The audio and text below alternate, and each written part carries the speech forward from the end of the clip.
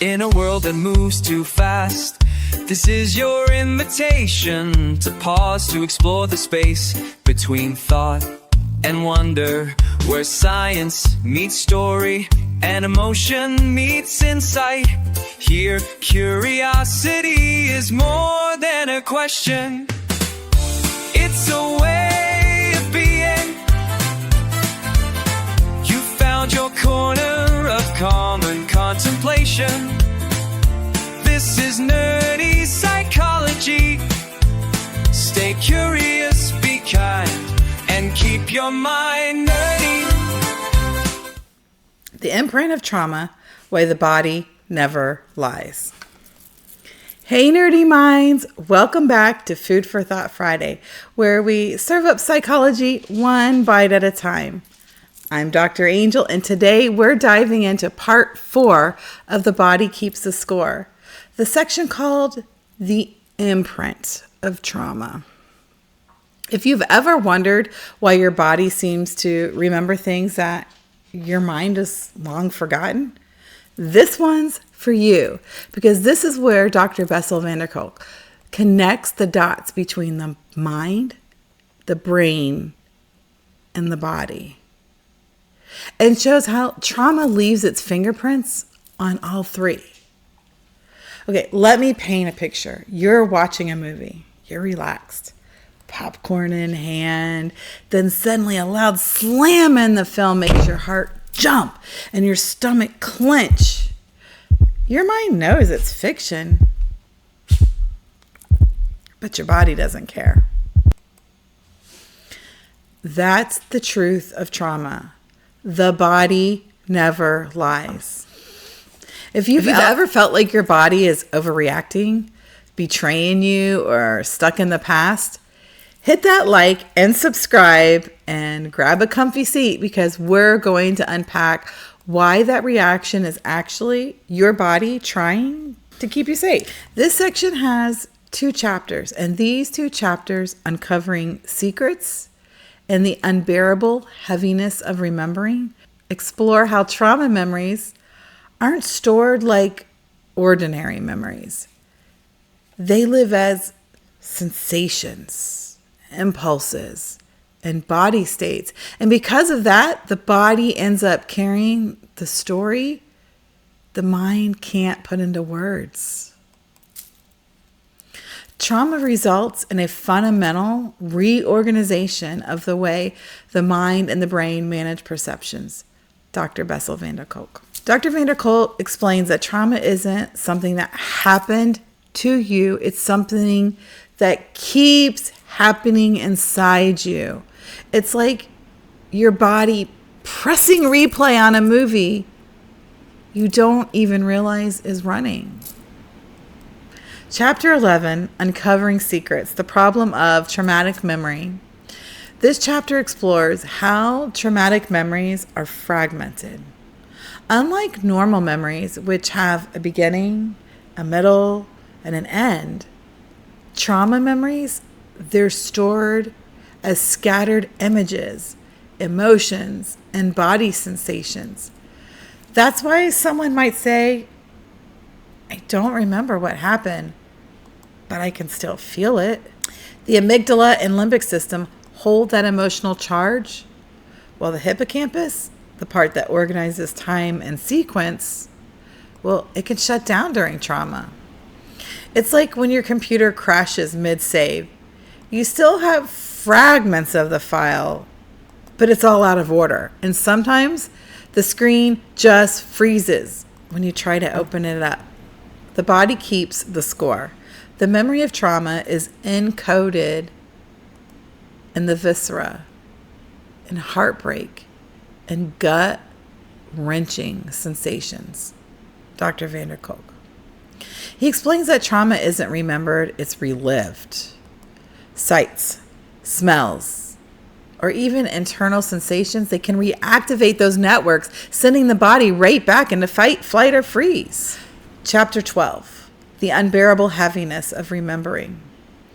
In this chapter, Dr. van der Kolk explains how remembering trauma can feel worse than forgetting, at least at first. Many survivors, they suppress, deny, or avoid memories because, well, re-experiencing, it's quite overwhelming. But avoidance also blocks integration.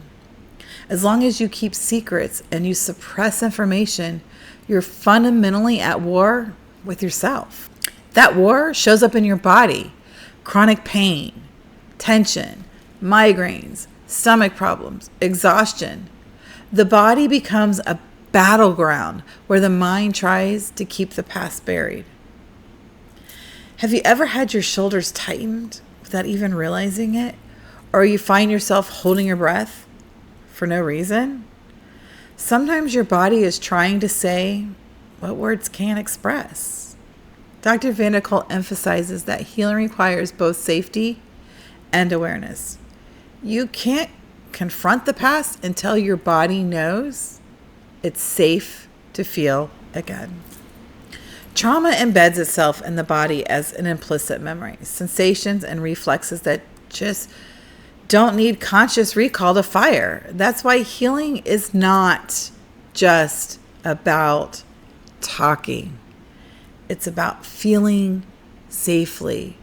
When survivors learn to tune into their bodies through mindfulness, grounding, or somatic therapy, they begin to reestablish trust between mind and body. In other words, you can't think your way to safety. You have to feel your way to safety. How trauma lives in the body. Well, implicit versus explicit memory. Okay, think of memory as having two systems. Explicit memory, the kind you can describe, like what you ate for breakfast. And implicit memory, the kind your body remembers, like how to ride a bike or tense up before impact. In trauma, the explicit memory might fragment, but the implicit memory stays active. And that's why someone can have panic attacks or chronic tension without understanding why. It's like muscle memory for survival. Your body rehearsing a dance you don't even remember learning. The body's language, posture, breath, and pain. The body speaks through these sensations: tight shoulders, clenched jaws, shallow breath. These are not random. They're survival postures. The body's memory is often more accurate than the mind's, Dr. Van der Kolk.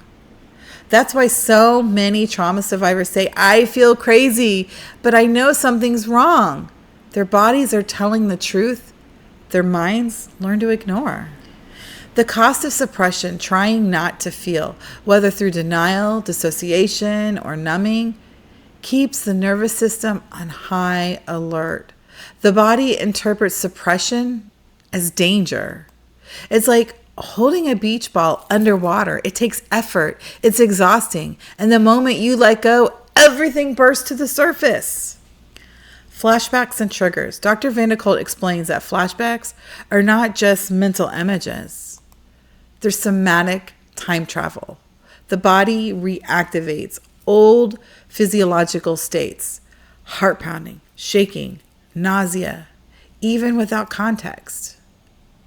Traumatized people become experts at ignoring their internal world.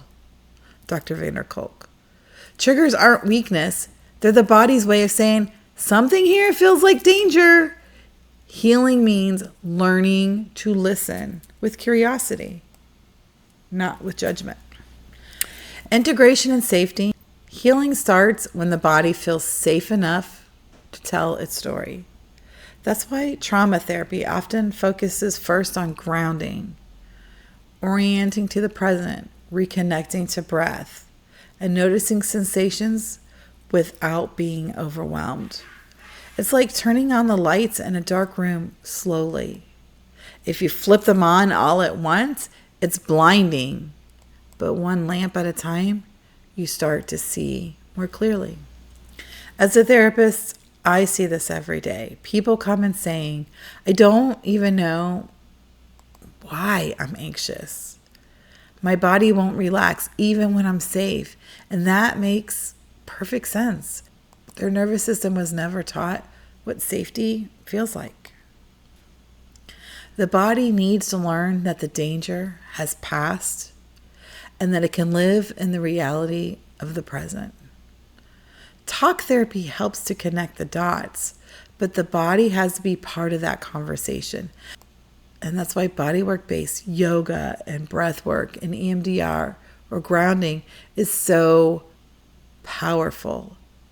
It lets the body finally finish the story it's been holding on to. This week, I want you to practice listening to your body, not as a problem to fix, but as a wise friend with messages you might have missed. What sensations show up most often when you feel stressed or unsafe? What does safety feel like in your body? Is it warmth, ease, or stillness? What's one gentle way you can remind your body that it's safe today? Feeling safe is a foundation for being able to explore your inner world. Remember, the goal isn't to erase your body's memories. It's to teach them a new ending. Your body isn't your enemy. It's your storyteller. It remembers everything you survived, and it's just waiting for you to listen. This week, take a deep breath. Put your hand on your heart and say, it's okay. We're safe now. And that's how healing begins. Next Friday, we'll move into part 5, Paths to Recovery, where science meets hope. And we'll explore the therapies that help trauma survivors reclaim their lives. Until then, be curious, stay kind, and keep your mind nerdy. That's a wrap. See you next week. Your corner of calm and contemplation. This is nerdy psychology. Stay curious, be kind, and keep your mind nerdy.